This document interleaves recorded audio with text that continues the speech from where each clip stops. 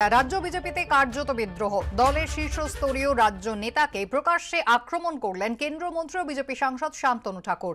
বিজেপির অন্দরের এই অসন্তোষকে হাতিয়ার করে কটাক্ষ করেছে তৃণমূল, পাল্টা জবাব দিয়েছে বিজেপি। উপরের নেতাদের ভুল বার্তা দিয়ে কমিটি তৈরি হয়েছে। যারা অভিজ্ঞ ব্যক্তিত্ব বা নেতৃত্ব তাদেরকে সম্পূর্ণভাবে বাদ দিয়ে যেভাবে কমিটি তৈরি করেছে, তাতে আমার সম্পূর্ণভাবে মনে হয়েছে যে এদের অন্য কোনো দলের সঙ্গে সাঠগাঁট আছে। রাজ্য বিজেপিতে কার্যত গৃহদাহ। দলের শীর্ষ সাধারণ সম্পাদক পদ থেকে এবং সহ সভাপতির পদ থেকে জয়প্রকাশ মজুমদারকেও সরিয়ে দেওয়া হয়। এই পরিস্থিতিতে বিক্ষুব্ধ বিজেপি নেতারা একাধিকবার নিজেদের মধ্যে ছোটখাটো আলোচনা সারেন। তারপর শনিবার একেবারে কলকাতার বুকে পোর্ট ট্রাস্টের গেস্ট হাউসে মেগা বৈঠক। আর বৈঠক সেরে বেরিয়ে বিস্ফোরক মন্তব্য করলেন কেন্দ্রীয় মন্ত্রী শান্তনু ঠাকুর। উপরের নেতাদের ভুল বার্তা দিয়ে কমিটি তৈরি হয়েছে, যেটা কিনা অশনি সংকেত আমরা দেখতে পাচ্ছি। কেননা কোনো এক বিশেষ ব্যক্তি সংগঠনকে নিজের কুক্ষিগত করবার জন্যে এভাবে যারা বরিষ্ঠ নেতৃত্ব, এভাবে যারা অভিজ্ঞ ব্যক্তিত্ব বা নেতৃত্ব তাদেরকে সম্পূর্ণভাবে বাদ দিয়ে যেভাবে কমিটি তৈরি করেছে, তাতে আমার সম্পূর্ণভাবে মনে হয়েছে যে এদের অন্য কোনো দলের সঙ্গে সাঠগাঁট আছে। কিন্তু বিক্ষুব্ধ বিজেপি নেতাদের নিশানায় থাকা এই নেতা কে? এই প্রশ্ন নিয়ে জোরালো জল্পনার মধ্যে অত্যন্ত তাৎপর্যপূর্ণভাবে বিজেপির বিক্ষুব্ধদের বৈঠকের আগে শুক্রবার রাতে ডাউন বন্যা লোকালের কামরায় এই পোস্টারটি দেখা যায়, যেখানে নিশানা করা হয়েছে রাজ্য বিজেপির সাংগঠনিক সাধারণ সম্পাদক অমিতাভ চক্রবর্তীকে। সংগঠনের একজন নেতা, আপনাদের নিশ্চয়ই নাম বলতে হয় না, বুঝেই গেছেন কে। সংগঠনের দায়িত্বে কোন নেতা আছে সেটা আপনারা বুঝে গেছেন। আমি নাম বলে তাকে আমি হাইলাইট করতে চাই না। আমি জানি না তার কি প্রভাব আছে পশ্চিমবঙ্গে। তার একার জন্য টোটাল বিজেপি ধ্বংস হয়ে যাবে, এটা হতে দেব না। অবশ্যই আমরা অপসারণ চাইছি। আমরা সময় হলে আমরা আপনাদের কাছে মিডিয়াতে নাম প্রকাশে অনিচ্ছুক, কিন্তু আমরা উপরিতন নেতৃত্বকে জানিয়েছি। তারা 2% থেকে 40%-এ যারা নিয়ে গেল, তাদেরকে 90% মানুষকে কমিটি থেকে, এবং শুধু মেন কমিটি নয়, ভারতীয় জনতা পার্টিকে কি আবার আমি একটা চারাগাছ থেকে তৈরি করব? আমি বম ব্লাস্ট করব কোথায়, সেটা তো সময় হলে পাবেন। তার মানে এই নয় যে আমাকে পার্টি ছেড়ে দিতে হবে। বম ব্লাস্ট করার অনেক রকম উপায় আছে। কিছু জায়গায় কিছু বিচ্যুতি আছে, কিছু ঘটনা আমাদের গঠনতন্ত্রের সঙ্গে সঙ্গতিপূর্ণ নয়। যেখানে যার সঙ্গে আলোচনা করে বিষয় মিটিয়ে ফেলা যায়, সেটা উচ্চ নেতৃত্ব আমাদের করবেন। পার্টির গঠনতন্ত্র অনুযায়ী দলের সাধারণ সম্পাদক সংগঠন কোনো কমিটি তৈরির মধ্যে তার কোনো মানুষকে নেবার পক্ষে বা বাদ দেবার ক্ষেত্রে তার কোনো ভূমিকা থাকে না বিজেপি গঠনতন্ত্র অনুযায়ী। এ বিষয়ে রাজ্য বিজেপির সাংগঠনিক সাধারণ সম্পাদক অমিতাভ চক্রবর্তীকে ফোন করা হলেও তিনি ফোন ধরেননি। তবে গেরুয়া শিবিরের এই অসন্তোষকে লুফে নিয়েছে বিরোধীরা। দলটাই তৈরি হয়নি, জোর করে এখান থেকে ওখান থেকে সেখান থেকে লোক এনে তারা দল তৈরি করবার যে চেষ্টা করছিল, তা আজকে মুখোশ খুলে যাচ্ছে, বেরিয়ে পড়ছে, আসল চেহারা কাটামোটা বেরিয়ে আসছে। পশ্চিমবাংলায় তৃণমূল বিজেপিকে নিয়ে এসেছে। শান্তনু ঠাকুর একই কথা বলছেন যে বিজেপিরই কোন কোন নেতা সে বকলমে আসলে তৃণমূলের পারপাস সার্ভ করছে। সূত্রে খবর, দিল্লির নেতৃত্বের সঙ্গেও বিজেপির বিক্ষুব্ধ নেতাদের কথা হয়েছে। এই পরিস্থিতিতে জল কত দূর গড়ায় সেদিকেই সবার নজর। দীপক ঘোষ, সমীরণ পাল ও প্রকাশ সিনহা, এবিপি আনন্দ। দলে ক্ষোভ বিক্ষোভ থাকতে পারে, পরিবর্তন হলে মেনে নিতে বা মানিয়ে নিতে সময় লাগে। তবে এ নিয়ে দলের নির্দিষ্ট জায়গায় কথা বলা উচিত, নেতৃত্বকেও শুনতে হবে। বিজেপি সাংসদ শান্তনু ঠাকুরের প্রকাশ্যে ক্ষোভ প্রসঙ্গে প্রতিক্রিয়া দিলীপ ঘোষের। পার্টির মধ্যে ক্ষোভ বিক্ষোভ হতেই পারে, কোনো বিষয়ে কেউ একমত নাও হতে পারে, তার জন্য কথাবার্তা বলে মেটাবার জন্য ব্যবস্থা আছে পার্টিতে। সেই জন্য ক্ষোভ বিক্ষোভ যথাস্থানে বলা উচিত। আর পার্টি যারা অথরিটি আছেন তাদের দায়িত্ব আছে, তাদের শোনা উচিত, সামলানো উচিত। যে কোনো পার্টিতে হয়, কিন্তু আমাদের এখানে মন্ত্রী মহামন্ত্রীর মধ্যে মারামারি হয় না। কেউ কাউকে মাতাল বলবে, ছিটেল বলবে, জেলখাটা আসামি বলবে, এরকম কালচার আমাদের পার্টিতে নাই। পরিবর্তন হলেই সেটা মেনে নিতে সময় লাগে। পার্টির মধ্যে একটা বড় পরিবর্তন হচ্ছে, তো সেই জন্য কিছু লোকের যে দায়িত্ব ছিল পরিবর্তন হচ্ছে, তো তাদের পক্ষে একটু মানিয়ে নিতে সময় লাগবে। স্বাভাবিকভাবে মনের মধ্যে ক্ষোভ বিক্ষোভ হতেও পারে। তো সেই জন্য যারা এইসব মেটাবার দায়িত্বে আছেন তাদের কথা বলা উচিত, আর সেটাই একমাত্র রাস্তা। বঙ্গ বিজেপিকে ফের কামিনী কাঞ্চন তোপ দাগলেন তথাগত রায়। টুইটে বিজেপির প্রাক্তন রাজ্য সভাপতির দাবি, অসুখ না সারিয়ে চেপে রাখার চেষ্টা হচ্ছে, এর ফল খারাপ হতে পারে। পূর্বসূরির টুইট গুরুত্ব দিতে চাননি দিলীপ ঘোষ, আর এ নিয়ে কটাক্ষ ছুড়ে দিয়েছে তৃণমূল কংগ্রেস। বিজেপিদের নজিরবিহীন বিদ্রোহ। প্রথমে রাগঢাক না রেখেই বিক্ষুব্ধ নেতাদের বৈঠক, তারপর প্রকাশ্যে বিদ্রোহ ঘোষণা। রাজ্য নেতৃত্বের একাংশের বিরুদ্ধে ক্ষোভ উগরে দিলেন খোদ বিজেপির কেন্দ্রীয় মন্ত্রী। দলের রাজ্য স্তরে হেভিওয়েট নেতার বিরুদ্ধে সরাসরি তুললেন ষড়যন্ত্রের অভিযোগ। শনিবার দুপুরে পোর্ট ট্রাস্টের গেস্ট হাউসে রুদ্ধদ্বার বৈঠক করেন বিজেপি সাংসদ তথা কেন্দ্রীয় বন্দর, জাহাজ ও জলপথ প্রতিমন্ত্রী শান্তনু ঠাকুর, 4 বিজেপি বিধায়ক, দলের প্রাক্তন রাজ্য সাধারণ সম্পাদক সায়ন্তন বসু থেকে শুরু করে প্রাক্তন সহসভাপতি জয়প্রকাশ মজুমদারের মতো নেতারা। আর রাজ্য বিজেপিতে এই গৃহদাহের আবহেই ফের বঙ্গ বিজেপিকে তুলোধনা করলেন দলেরই প্রাক্তন রাজ্য সভাপতি তথাগত রায়। আবার তার টুইট বানে উঠে এলো বহু চর্চিত কামিনী কাঞ্চন প্রসঙ্গ। রাজ্য নেতৃত্বের প্রতি বিষোদ্গার করে শনিবার তথাগত রায় টুইটে লেখেন, গুরুতর অসুখ চেপে রাখা হলে তা নিরাময় করা যায় না, বরং তাতে দ্রুত মৃত্যু ঘটতে পারে। কামিনী কাঞ্চন যোগে এই রোগের সূত্রপাত। বিধানসভা ও পুরো ভোটের ফলাফলে বিপর্যয়ের পরেও যা মেরামতির কোনো উদ্যোগ দেখা যাচ্ছে না। বঙ্গ বিজেপি কি নিশ্চিত মৃত্যুর দিকে এগিয়ে যেতে চাইছে? তথাগত রায়ের লাগাতার টুইট আক্রমণ রাজ্য বিজেপির কাছে নিঃসন্দেহে অস্বস্তিজনক হলেও প্রকাশ্যে তা নিয়ে কার্যত উপেক্ষার সুর দিলীপ ঘোষের গলায়। আমি জানি না কে কি টুইট করে, আমি কারো টুইট পড়ি না। তথাগত রায়ের ফের এক টুইটকে হাতিয়ার করে বিজেপিকে কটাক্ষ করতে ছাড়েনি তৃণমূল কংগ্রেস। তথাগত রায় তো দীর্ঘদিন ধরে নাগারে অনেক কিছুই বলছেন, বলে আসছেন, কিন্তু এই প্রাক্তন রাজ্যপাল বা প্রাক্তন রাজ্যের বিজেপির অধ্যক্ষকে কেউ কি গুরুত্ব দিচ্ছেন? গুরুত্ব তো দিচ্ছেন না, কেউ তো শুনছেই না ওর কোনো কথা। বিজেপি দল বাংলায় নেই, আর যেটুকু আছে সেটুকু উঠে যাওয়ার মুখে। কারণ বিজেপি বাংলায় খাপ খায় না, বিজেপি বাংলার সংস্কৃতির সঙ্গে মানানসই নয়। বিজেপিকে মানুষ ঘটনাচক্রে হয়তো ভোট দিয়েছে, কিন্তু এই প্রথম ভোট, এই শেষ ভোট।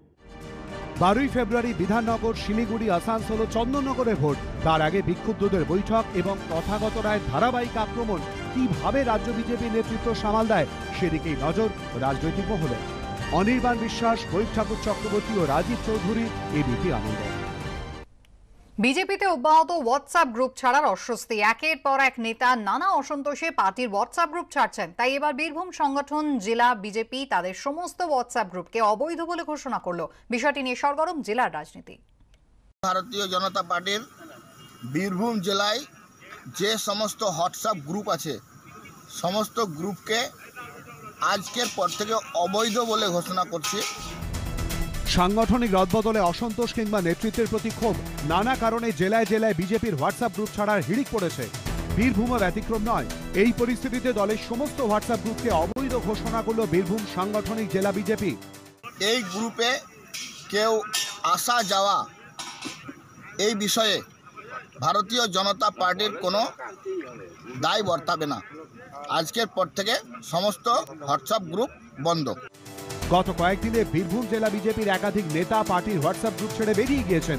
তাদের মধ্যে জেলা বিজেপির সম্পাদক অরিন্দম মুখোপাধ্যায় ও জেলা সহসভাপতি উত্তম কুমার রজক অন্যতম।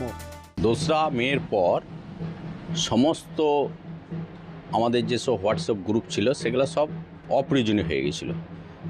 তো আজ আমি রাজ্য সভাপতিকে ধন্যবাদ জানাই এবং তার সঙ্গে জেলা সভাপতিকে ধন্যবাদ জানাই যে আমি গ্রুপ লেফটের পর যে গোটা পশ্চিমবঙ্গব্যাপী যে আলোড়নটা সৃষ্টি হয়েছে সেই আলোড়নের যে মান্যতা দিয়েছে ধন্যবাদ জানাই। বিজেপির অন্দরের এই পরিস্থিতি নিয়ে তীব্র কটাক্ষ করেছে তৃণমূল। এমনি করে কি আর দলটাকে আটকানো যায়? আজকে হোয়াটসঅ্যাপ জোর করে গ্রুপ বন্ধ করে দিয়ে তারা জোর করে দলের লোককে রাখতে চাইছে। আগামী দিনে দলটাই উঠে যাবে। সম্প্রতি বিজেপির নতুন রাজ্য কমিটি গঠনের পরে দলের নেতা বিধায়কদের একাংশের হোয়াটসঅ্যাপ গ্রুপ ত্যাগের হিড়িক শুরু হয়।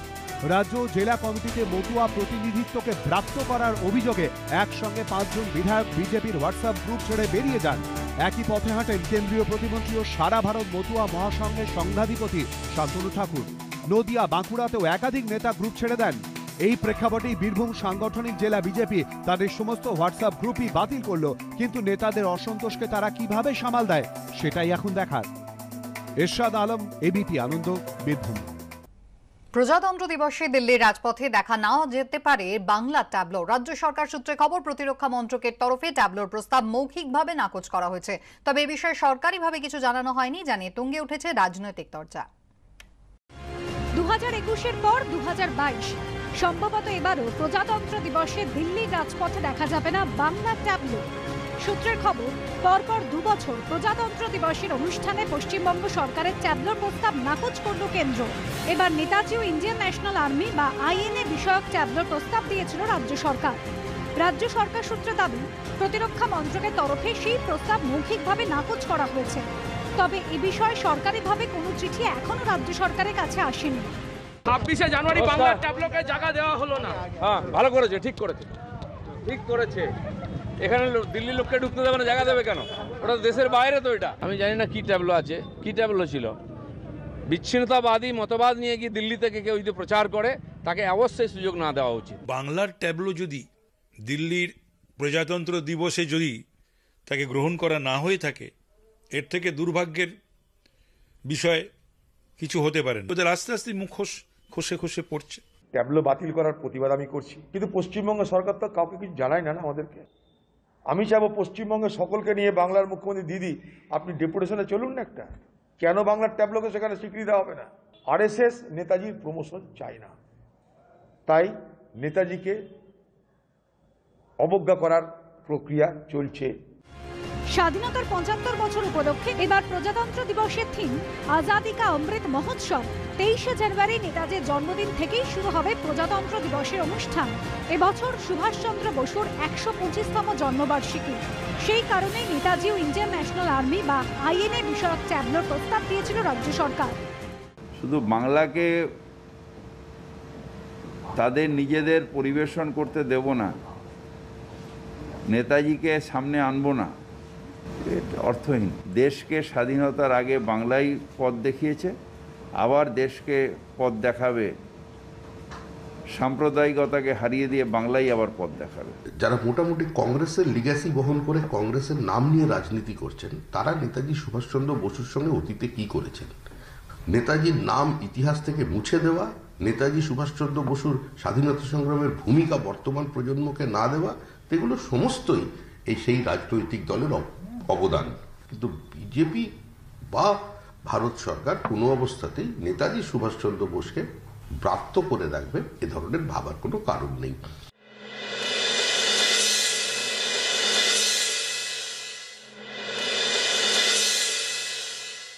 নেতাজিকে নিয়ে রাজনীতি করা সঠিক নয়। নেতাজির এবং আইএনএ ট্যাবলো যদি রাজপথে 26শে জানুয়ারি না থাকে, 26শে জানুয়ারি করাই কোনো প্রয়োজন নেই। গত বছর রাজ্য সরকারের কন্যাশ্রী, সবুজ সাথী, জল ধরো জল ভরো প্রকল্প নিয়ে ট্যাবলোর প্রস্তাবও নাকচ করে দেয় কেন্দ্র। এর আগে 2020 সালে প্রজাতন্ত্র দিবসের অনুষ্ঠানে যোগ দেয়নি পশ্চিমবঙ্গ। 2019-এ রাজ্য সরকারের তরফে শেষবার দিল্লির প্রজাতন্ত্র দিবসের অনুষ্ঠানে ট্যাবলো পাঠানো হয়। 2014-2016 সালে দুবার প্রজাতন্ত্র দিবসে বাংলার ট্যাবলো সেরার পুরস্কার পেয়েছে। 2014 সালে বাংলার থিম হয়েছিল ছৌ নাচ, 2016 সালে থিম ছিল বাংলার বাউল।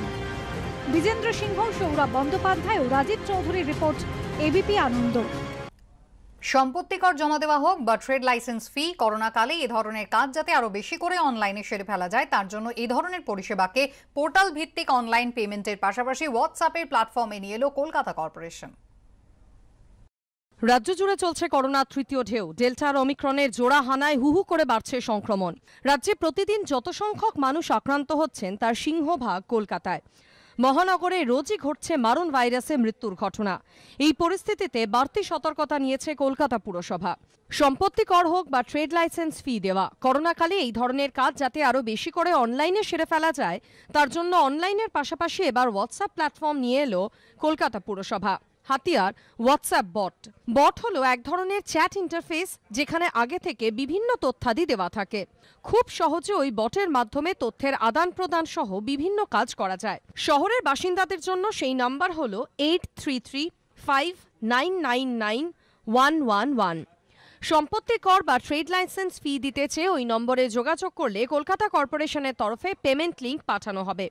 ওই লিঙ্কে ক্লিক করে টাকা মেটানো যাবে। ট্রেড লাইসেন্সের পুনর্নবীকরণও করা যাবে হোয়াটসঅ্যাপ বটের মাধ্যমে। কেউ কারোর এসএসসি নাম্বার দিলে তার পিরিয়ডিক ডিমান্ড বিল বা এলওআই, এই সমস্ত ইনফরমেশন সে সেখানে পেতে পারবে। তার সাথে সাথে ডিমান্ডও জেনারেট হবে এবং ডিমান্ড জেনারেট হওয়ার পরে একটা পেমেন্ট লিঙ্ক যাবে, যেই লিঙ্কের মাধ্যমে তারা আমাদের পোর্টালে এসে পেমেন্ট করতে পারবে। এর পাশাপাশি মাস্ক পরায় শহরবাসীর উৎসাহ বাড়াতে কলকাতা পুরসভার তরফে ঘোষণা করা হয়েছে Kolkata mask up challenge event. সপরিবারে মাস্ক পরা ছবি কর্পোরেশনের পোর্টালে আপলোড করতে পারবেন পুরো এলাকার বাসিন্দারা। সেরা কয়েকটি ছবি বেছে নেওয়া হবে। নির্বাচিত সেরাদের পরিবারের সঙ্গে ভার্চুয়াল মাধ্যমে কথা বলবেন মেয়র।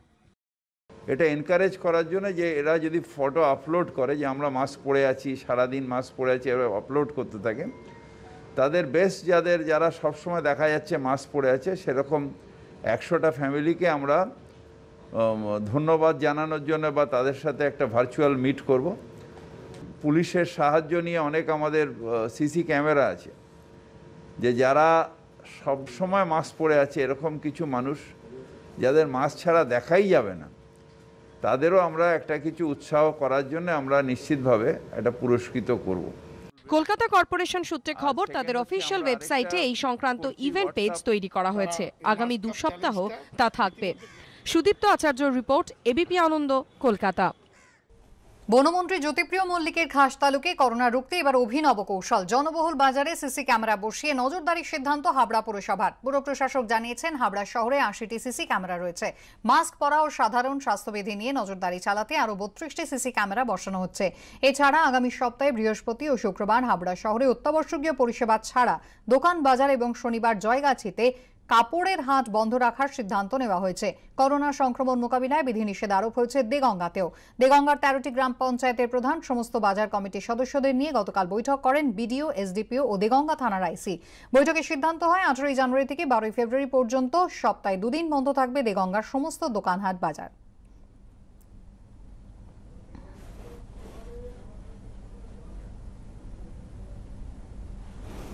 এবার আবহাওয়ার খবর। আজ থেকেই রোদ ঝলমলে দিন। মাঘের শুরুতে ফের নামলো তাপমাত্রার পারদ। কথা বলবো আমাদের প্রতিনিধি সঞ্চন মিত্রের সঙ্গে। সঞ্চন, আজকের তাপমাত্রা কত এবং আগামী কয়েকদিন কেমন কাটবে, কি বলছে আলিপুর আবহাওয়া দপ্তর? দেখো, অবশেষে 15 ডিগ্রির ঘরে ফিরেছে কলকাতার পারদ। স্বাভাবিকের থেকে এখনো 1 ডিগ্রি বেশি রয়েছে। তবে যেটা মনে করা হচ্ছে যে এই যে আকাশ পরিষ্কার হলো, এটা অন্তত আগামী 3-4 দিন এর প্রভাব থাকবে। ফলত যে তাপমাত্রা অনেকটা বেড়ে গিয়েছিল, সর্বনিম্ন তাপমাত্রা, সেটা আবারও স্বাভাবিকের কাছাকাছি ফিরবে। শুধুমাত্র কলকাতা নয়, জেলাগুলোতেও একই সঙ্গে পারদ নামছে এবং সেখানেও শীতের প্রভাব থাকবে। তবে যেটা মনে করা হচ্ছে আগামী 3 থেকে 4 দিন যেটা দেখা যাবে যে বৃষ্টি থাকবে না, মূলত পরিষ্কার আকাশ, যার ফলে তাপমাত্রা নামছে। কিন্তু স্বাভাবিকের থেকে অনেকটা নেমে গিয়ে যে প্রবল ঠান্ডা হবে তেমন সম্ভাবনা নেই, কেননা সামনের সপ্তাহের শেষের দিকে আবারও একবার পশ্চিমী ঝঞ্ঝার প্রভাব আমাদের রাজ্যের উপর পড়বে। তাই প্রবল ঠান্ডা না হলেও স্বাভাবিকের কাছাকাছি ফিরে শীত কিছুটা হলেও ফিরেছে বঙ্গে এবং কলকাতা সহ গোটা রাজ্যেই তাপমাত্রার পারদ নামছে। ধন্যবাদ সঞ্চয়।